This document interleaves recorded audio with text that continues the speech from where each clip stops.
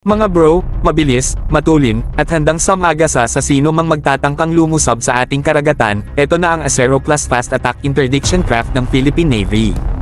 Based ito sa Soldag Mk5 nanograms Israel Shipyards, at kung firepower at agility ang usapan, walang duda, pangharabos ito sa dagat. Sa kasalukuyan, may 8 na tayong nasa serbisyo, isa pang ginagawa, at balak pang kumuha ng 10 pa sa ilalim ng Re-Horizon 3 nanograms AFP Modernization Program. Bakit ito mahalaga? Simple mga bro, speed kills, lalo na sa naval warfare. Ang Acero Plus ay hindi lang mabilis, kundi mabigat din ang dalang armas. Equipped with advanced weaponry tulad ng Typhoon Stabilized Weapon Stations at Spike NLOS missiles, kaya nitong magpatombo ng target nang hindi man lang ito nakakalapit. Dagdag pa ang speed na lagpas 40 knots, kaya't kahit anong small boat threats, smuggling ops, o illegal incursions, walang kawala.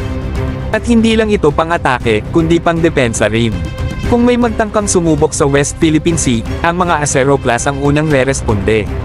Designed for rapid interdiction, kaya nitong habulin at tapusin ang mga lumalabag sa ating teritoryo bago pa sila makalayo. Isipin nyo na lang, isang buong flotilla ng ganitong fast attack craft ang nagbabantay sa ating exclusive economic zone, hindi lang epektibo, pero intimidating din sa kahit sinong intruder. Pero hindi tayo titigil sa 8 o 9 lang mga bro, balak pa natin kumuha ng 10 pa. Ibig sabihin, mas maraming assets ang PN para sa coastal defense, territorial patrols, at maritime law enforcement.